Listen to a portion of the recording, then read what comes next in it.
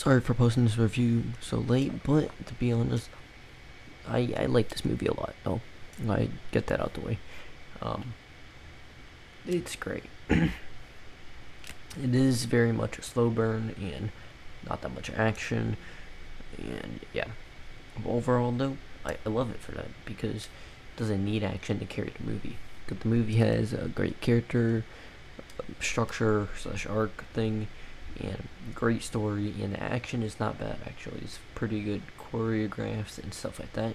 The only thing is a bunch of the character deaths and moves are very predictable, which is a problem.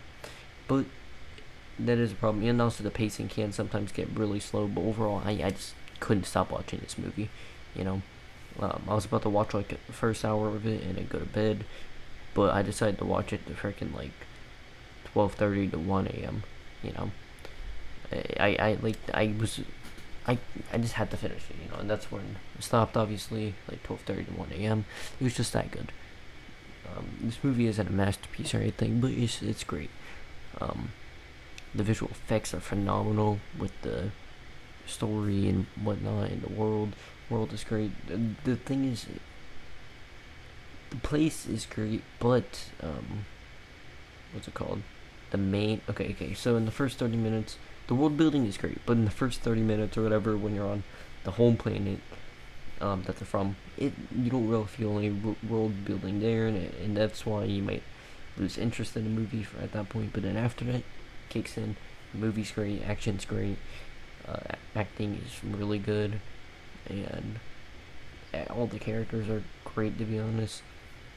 Um, the world building starts to get better.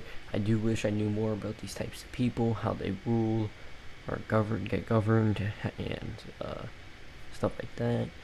But we obviously don't know that as much. Like what I like about Star Wars is you know everything. You know how the Empire rules. Excuse me. Excuse me. Really like really like evil and like they're really cruel. You know what I mean? And that's the world building I wanted to see from the movie. It's not as good.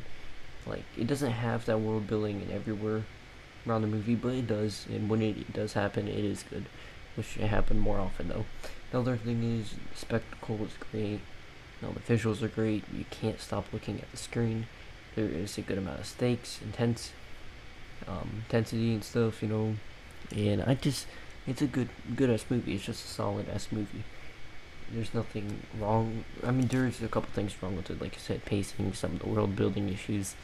There's like overall, all the characters are, like I said, great. The villain is great. I do think the villain should have got a bit more screen time.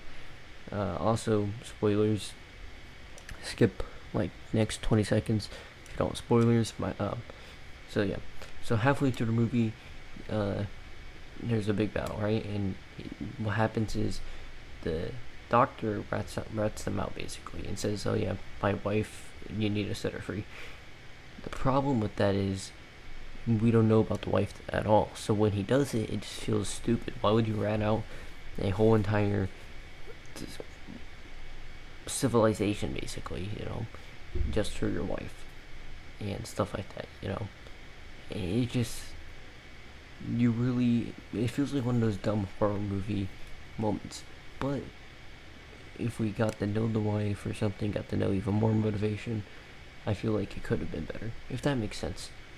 Overall, great movie, solid movie. I'm very excited for part 2. The ending does kind of end on a moment where you're like, that shouldn't be an ending.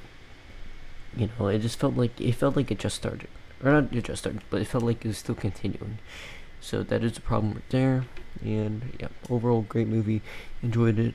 Highly recommend it. Watch it on HBO Max or in theaters, and that's about it. And bye.